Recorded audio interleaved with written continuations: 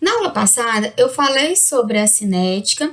Eu falei que a cinética, ela estuda a velocidade com que as reações acontecem. Eu falei que a gente pode calcular essa velocidade média das reações. A gente pode calcular a velocidade média, a gente pode calcular a velocidade instantânea e a gente pode calcular a velocidade da reação inteira, tá? Então, nós podemos calcular 3 tipos de velocidade de uma reação química. Falei também que existem alguns fatores que influenciam na velocidade dessas reações e não detalhei na aula passada, que é isso que a gente vai fazer nessa aula, detalhar esses fatores que influenciam na velocidade das reações, tá? O primeiro fator que a gente estuda que influencia na velocidade das reações é a concentração de reagentes, tá bom? Então, quanto maior for a concentração de reagentes, maior será a velocidade da nossa reação. Por que isso, professora? Gente, porque em uma reação química, para que os reagentes se transformem em produtos, nós temos que ter moléculas de reagentes inicialmente se colidindo numa orientação com uma determinada energia para que elas consigam formar os nossos produtos. Quanto menos moléculas de reagentes nós temos, menor a possibilidade dessas moléculas se colidirem, menor a possibilidade delas se colidirem numa orientação adequada e menor a possibilidade delas se colidirem com uma energia também adequada, então mais difícil que a nossa reação aconteça. Quanto maior o número de moléculas de reagentes que nós temos, tá? Então, maior a capacidade, maior é as vezes com que elas se colidem. Se elas se colidem mais vezes, a probabilidade delas se colidirem numa orientação adequada é maior, e maior é a porcentagem também com que essas moléculas tenham uma energia adequada para que essa reação possa acontecer. Então, a gente precisa lembrar que quanto maior a concentração dos reagentes, maior a velocidade da nossa reação, tudo bem? Então, a gente tem aqui fatores que influenciam na velocidade da reação. A gente está falando sobre concentração de reagentes e a gente vai falar agora sobre colisões. Como eu falei para vocês, para as moléculas de reagentes se transformarem em produtos, elas precisam estar se movimentando. Nessa movimentação, elas precisam se colidir e elas precisam ter uma energia necessária, tá bom? Então, essa colisão entre as moléculas, ela precisa ser de forma eficaz ou efetiva, tá? Que essa forma eficaz é a forma com que eu vou formar um complexo ativado, que também pode ser dado o nome de estado intermediário, e assim eu vou conseguir formar os meus produtos, ok? Nós temos aqui, ó, uma molécula de gás hidrogênio, uma molécula de gás iodo, vai reagir para formar uma molécula de ácido iodídrico, ok? Então, eu tenho hidrogênio ligado a hidrogênio, se colidindo com iodo ligado a iodo para formar ácido iodídrico, que é hidrogênio ligado a iodo. Gente, nessa imagem que eu trouxe aqui para vocês, a gente tem, ó, hidrogênio, uma molécula de hidrogênio, 2 hidrogênios ligados, se colidindo com 2 iodos ligados também numa orientação perfeita. Por que eu estou falando que a gente tem a orientação perfeita? Gente, porque, ó, esse átomo de hidrogênio, ele vai se colidir com esse átomo de iodo, tá? O segundo átomo de hidrogênio também vai se colidir com o segundo átomo de iodo. Então, a minha colisão vai ser uma colisão perfeita.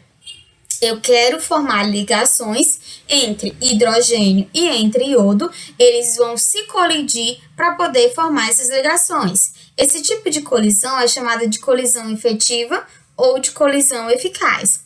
Mas antes de formar o nosso produto, nós formamos um estado intermediário. Então, quando essas duas moléculas, uma de hidrogênio com uma de iodo, quando elas se colidem, o que acontece? Eu vou ter aqui, ó, a formação de uma ligação entre hidrogênio e iodo, a formação entre uma ligação entre hidrogênio e iodo, e eu vou ter também o seguinte, ó, eu vou ter aqui a quebra da ligação iodo-iodo e a quebra da ligação hidrogênio-hidrogênio, ok? Então, ó, eu vou estar formando ligações e eu vou estar rompendo ligações ao mesmo tempo. Então, essa quebra de ligação e essa formação de ligação aqui, ó, antes de formar os meus produtos, que é o estado intermediário, que a gente chama, também pode ser chamado de complexo ativado, tudo bem? Depois que eles se colidem, formando ligações e quebrando ligações, aí eu formo meu produto, que é o ácido iodídrico. Eu vou ter hidrogênio simplesmente ligado a iodo, ok? Então, para que uma reação aconteça, eu preciso de movimentação entre as minhas moléculas precisam estar se colidindo, e essa colisão precisa ser uma colisão efetiva ou uma colisão eficaz. Tá, precisa só disso, professora? Precisa estar só na orientação perfeita? Como é que eu vou saber se está ou não na orientação perfeita? Vamos ver aqui o nosso segundo slide. Nós temos as mesmas moléculas, tá? Nós temos as moléculas de hidrogênio e iodo, gás hidrogênio e gás iodo. Tá, eu tenho que formar ácido iodídrico, ou seja, hidrogênio ligado a iodo. Só que nesse caso aqui, eu tenho o seguinte, ó. Eu não tenho mais uma orientação perfeita. Elas vão se colidir aqui, ó. Nós vamos ter aqui, elas estão se movimentando e vão sofrer uma colisão, ok? Então, as minhas moléculas de hidrogênio e iodo vão sofrer uma colisão. Mas a minha molécula de hidrogênio vai bater, ó, no meio da ligação entre iodo e iodo. Gente, tem como formar um complexo ativado, um estado intermediário, onde eu vou ter a quebra da ligação entre os dois átomos iguais e formando ligações com átomos diferentes? Não, gente, eu não vou ter isso. Por que, professora, que eu não vou ter isso? Como é que esse hidrogênio vai fazer uma ligação com esse iodo e esse hidrogênio vai fazer uma ligação com esse iodo? Então, não funciona. A ligação, ela não é uma ligação longa, ela não consegue pegar o seu átomo de uma distância, tá? Eu preciso de uma atração, eu preciso estar perto para poder me atrair com outro elemento e poder formar o meu complexo ativado e, posteriormente, o meu produto. Se essa orientação não está perfeita, a minha colisão não acontece, e quando a minha colisão não acontece, ela é chamada de colisão desfavorável, tá bom? Aqui é outro exemplo também de uma colisão que não é eficaz. Então, as minhas moléculas, elas estão se colidindo, estão se movimentando, se colidiram. Aqui eu tenho o hidrogênio se colidindo diretamente com iodo, ok, tá? Só que esse hidrogênio aqui, ó, esse hidrogênio da ponta, não está perto do outro iodo. Então, se não está perto, essa ligação não vai conseguir acontecer. E eu não posso, professora, ter átomos livres aí para eles poderem formar ligação posteriormente? Não, tá? Na nossa colisão, na nossa formação de produtos, eu tenho que ter exatamente a colisão adequada para poder formar o meu complexo ativado e poder formar o meu produto desejado. Se essa orientação não acontece da forma adequada, eu tenho uma colisão também chamada de colisão desfavorável, tá bom? Professor, e como é que eu vou saber qual a colisão favorável? Depende do meu produto, depende dos meus reagentes, ok? Então, eu vi que eu vou formar ácido iodídrico. Se eu vou formar ácido iodídrico, então o hidrogênio tem que ligar com iodo, ok? Então, as minhas ligações entre hidrogênio, iodo e iodo tem que ser rompidas, bem? Então, mas só a colisão precisa ser adequada? Só a orientação das moléculas, gente? Não, não é só a orientação das moléculas que precisa ser adequada. Nós temos aqui que para que uma colisão entre moléculas e agentes seja eficaz, é necessário que ocorram duas coisas: geometria adequada, que é a orientação entre as minhas moléculas adequada, e energia suficiente, tá bom? Essa energia suficiente é chamada de energia de ativação, e a gente vai ver muito ela principalmente em gráficos, tá bom? Então, é importante que vocês aprendam esses conceitos. Energia de ativação é o valor mínimo de energia que as moléculas de reagente devem possuir para que uma colisão entre elas seja eficaz, ok? Então, para que eu possa formar os meus produtos, eu preciso de colisões. Essas colisões têm que ser numa geometria adequada e precisa de uma energia suficiente, que é chamada de energia de ativação, tudo bem? Quanto maior for minha energia de ativação, mais lenta será a minha reação. Professora, mas por que quanto maior for a minha energia de ativação, mais lenta será a minha reação? Trouxe uma imagem para ver se fica mais compreensível para vocês. Ó, a gente tem aqui uma imagem sobre energia de ativação. Primeiro, eu tenho que aprender conceitos, tá? Energia de ativação é a energia mínima necessária para que uma reação aconteça, ok? Então, isso é a minha energia de ativação. Gente, eu tenho aqui a imagem de uma mulher e essa mulher quer que essa bola chegue no outro lado, quer que chegue aqui no buraco. Para isso, ela precisa fornecer uma energia mínima necessária para que essa bola suba essa montanha e chegue onde ela quer. É isso que acontece? Então, eu vou dar aqui 2 exemplos para vocês. Eu tenho aqui o exemplo 1, que é essa seta, onde já está aqui na imagem. E vamos dizer que a gente tem um exemplo 2, que eu estou fazendo aqui, ó. Então, é para chegar aqui, tá? Aqui é nosso exemplo 2. Energia de ativação é a energia mínima necessária para que uma reação aconteça. Ok. Então, onde eu preciso de mais energia para que a bola chegue até o buraco? No meu caminho 1 ou no meu caminho 2? Consequentemente, e é óbvio que eu vou precisar de maior energia, tá? No meu caminho 2. Preciso de mais energia aqui, ó, no meu caminho 2, do que no meu caminho 1, ok?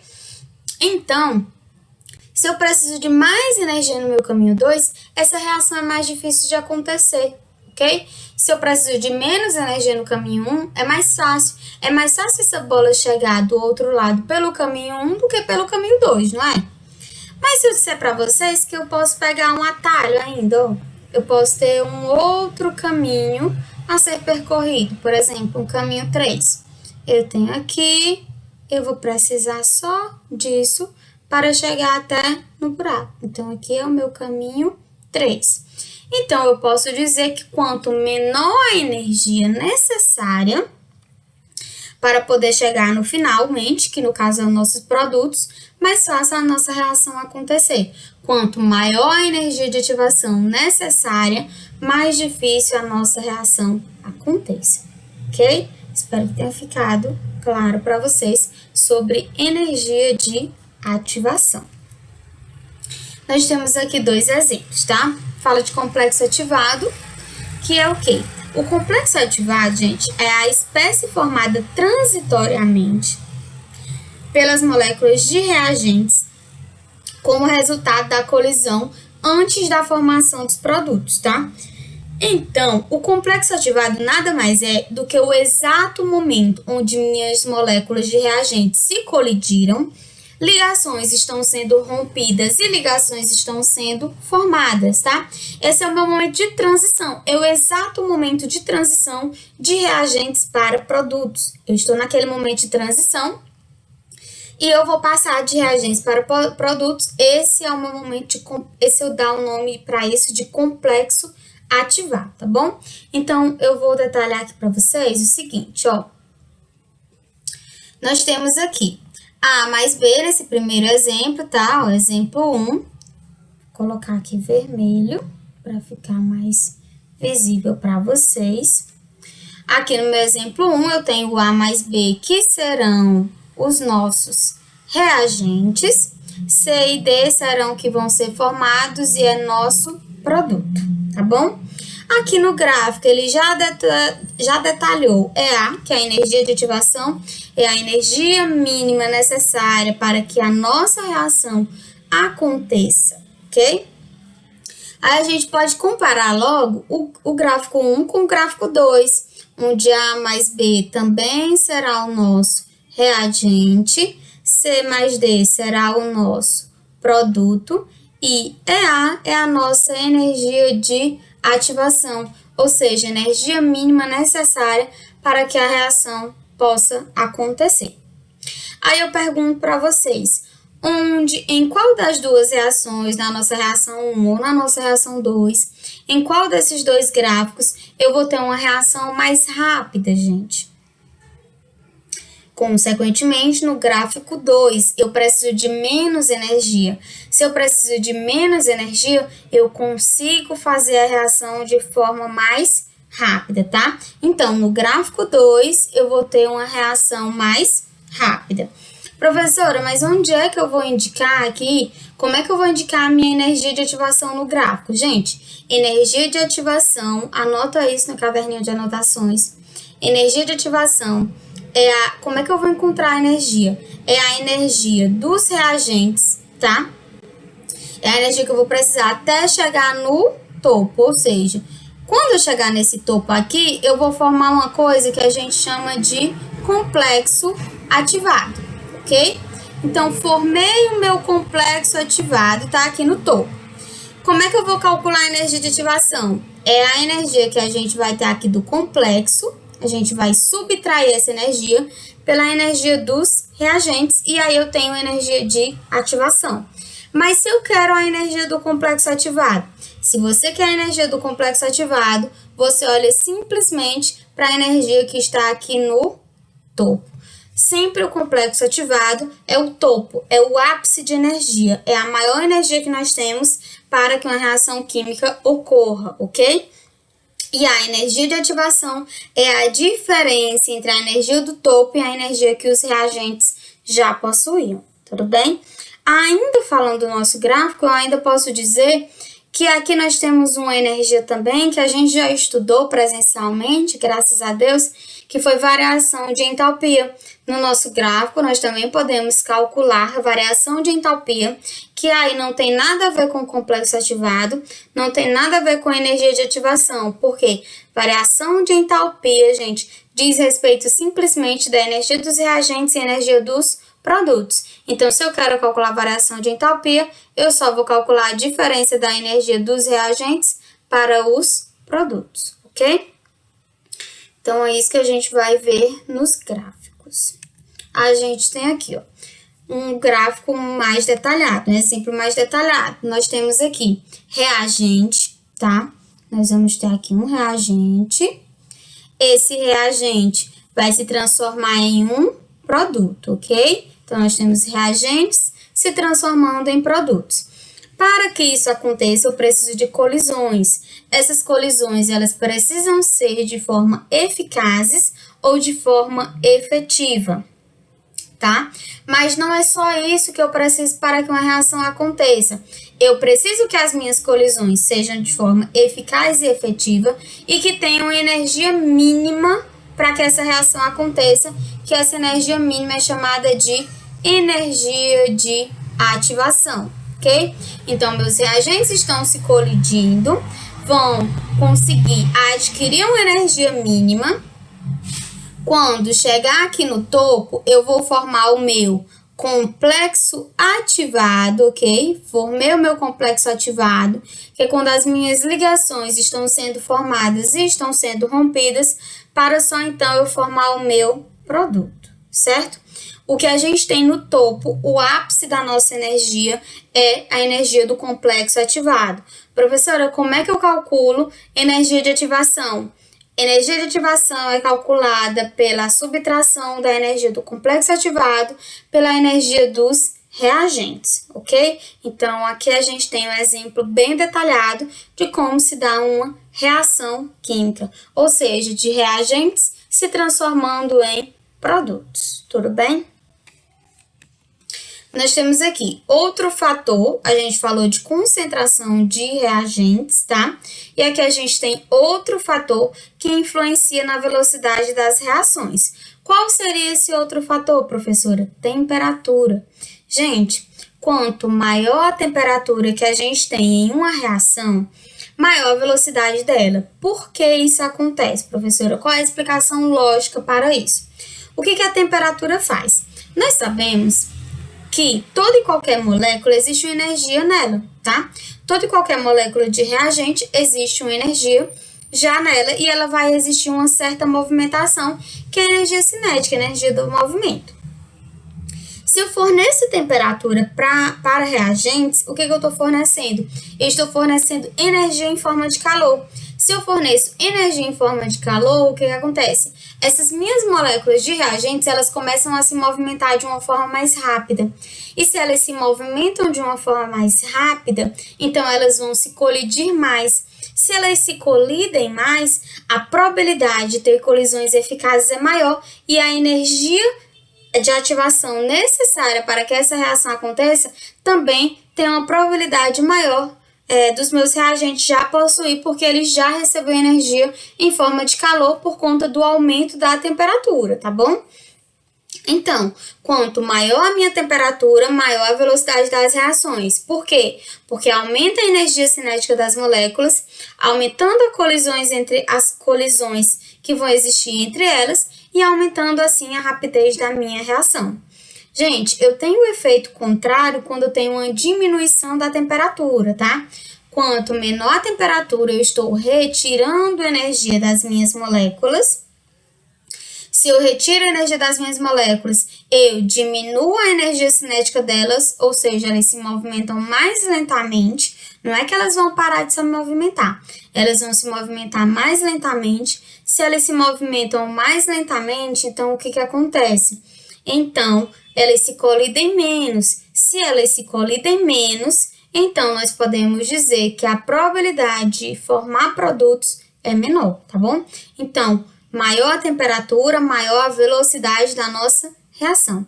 Menor a temperatura, menor a velocidade da nossa reação. Um exemplo claro do nosso dia a dia, que todos nós utilizamos, é o uso da geladeira. Quando a gente compra determinados alimentos e a gente quer ter uma durabilidade maior, o que a gente faz? A gente coloca no refrigerador. Para quê? Para diminuir a temperatura, diminuindo assim a energia cinética das nossas moléculas. Se eu diminuo a energia cinética, eu diminuo a capacidade de colisão entre elas e eu diminuo assim a velocidade da minha reação. Mas se eu quero acelerar o processo, por exemplo, se eu quero cozinhar um alimento, quanto mais energia eu forneço, quanto maior a temperatura que eu forneço, mais rápido isso vai acontecer, certo? Então, a gente tem temperatura como um fator que influencia na velocidade das reações, e eu tenho aqui um gráfico bem explicado para vocês, também com o que eu falei. Com o aumento da temperatura, eu aumento a energia cinética. Se eu aumento a energia cinética, eu aumento a colisão entre as minhas moléculas, aumentando assim a rapidez da minha reação. Tudo bem? Então, vamos passar para o próximo slide. Superfície de contato. A superfície de contato, gente, nada mais é com que a parte do meu reagente vai estar em contato um com o outro, ok? Nós temos aqui que em reações das quais participam reagentes que se encontram em diferentes estados, a velocidade será maior quanto maior for a superfície de contato entre elas. Quando a gente fala de superfície de contato, nós estamos falando sobre a parte que vai estar em contato com a outra para que a nossa reação aconteça. Tudo bem? Aqui eu dei um exemplo de um comprimido efervescente. Se eu tenho um comprimido efervescente em comprimido e se eu tenho ele triturado, o que está triturado tem maior superfície de contato porque vai entrar em contato com a água mais facilmente. Se entra em contato com a água mais facilmente, minha velocidade, minha reação acontece de forma mais rápida, tá bom? Então, a superfície de contato é só isso. E a gente tem aqui, ó, quando aumentando a superfície de contato dos reagentes, aumenta a frequência das colisões, maior quantidade de colisões efetivas, mais rápida é a nossa reação. E nós temos, por último, catalisador e catálise, tá?